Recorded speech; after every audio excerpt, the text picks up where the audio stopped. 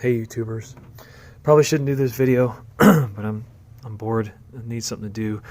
This is how to replace the passenger side window motor on a 98 to 2002 ls1 f-body. Probably didn't need the ls1 in it, just any f-body of that generation. Sorry, I've got a cold. The voice sounds weird.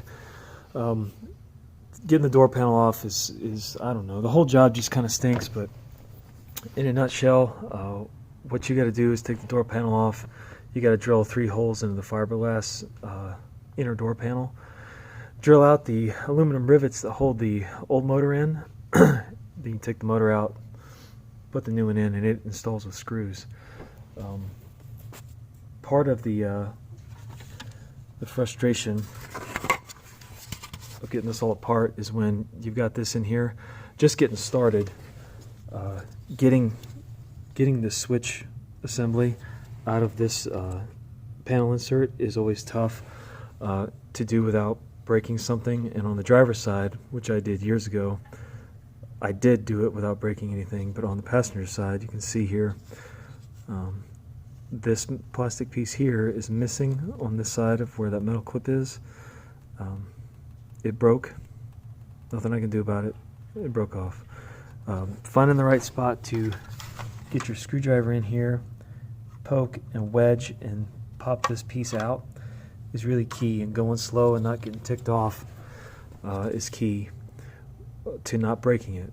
Because if you're an F-body fan, you've probably ridden in somebody's car at this point that has this to where it's always like kind of like popping out of this panel, and that's why, because they break off the somebody replaced the window motor or replaced the speakers, and they broke off these plastic pieces that hold that metal clip in there when they did it.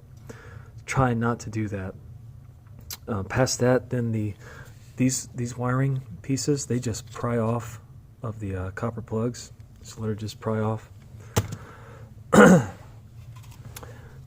This thing here, when it's still on the door, is, I mean, you've got obvious screws. There's one there. There's one there to take out. But then what's not obvious is that door lock mechanism that goes right there, which is always fun. In that not fun way, it has basically 2 attachment points to this lock rod.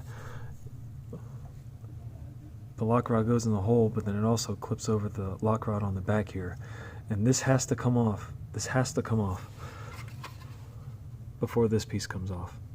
Okay, it just has to. So pop this up off the door panel, get some room back there, wiggle this thing around and get it off. Otherwise you'll break it. Then there's 3 other large screws that hold the rest of the door panel on. In fact, you can see where 2 of them go right here, right next to the armrest, and where you grab the door and close it. And the 3rd one goes over here somewhere. No, right here. All that stuff's simple. Then you grab the door panel by the handle, and you just pull it up and just start working it loose. There are clips that hold it into these holes on the bottom of the inside of the door, and then it pops off right here where the window channel is. You get that out of the way. This moisture barrier just peels back. You might need a pocket knife to kind of, I don't know what they call this, some, I don't know, mastiff or something, I don't know, whatever. You just kind of peel it back, get it out of the way. You can take it off if you want to, but you don't have to.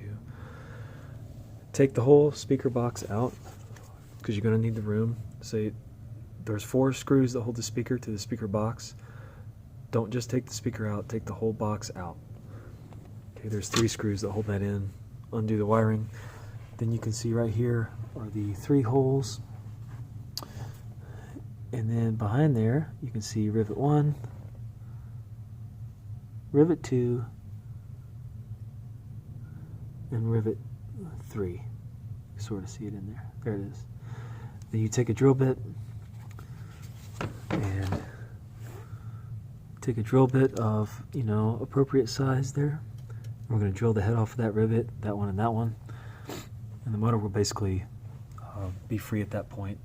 It's kind of attached to the armature that raises the window up and down and does stuff. But if you've gotten this far, you're going to figure that part out.